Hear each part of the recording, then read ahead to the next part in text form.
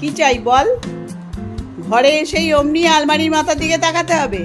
কি কি চাই? উঠে দাঁড়িয়ে কি দেখছিস তুই? হ্যাঁ, কি আছে ওখানে? হ্যাঁ, কি চাই? কি?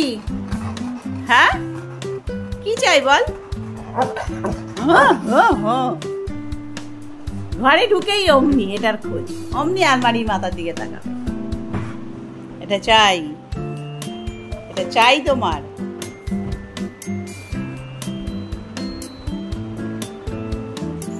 এই ঘরে ঢুকেই আলমারি মাথায় তাকাবে, যে বেবিটাকে নামিয়ে দিতে হবে।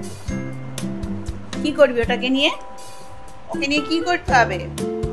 হ্যাঁ, ওর এই বেবিটা এত প্রিয়, ওটা চাই। ওকে নিয়ে এবার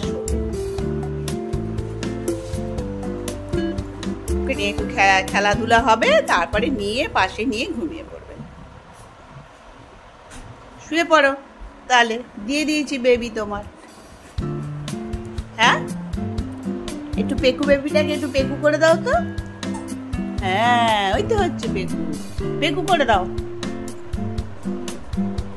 তোমার পেকু বেবি তো, করো করো, রেখে করো পা দিয়ে, তুমি তো করতে পারো তো।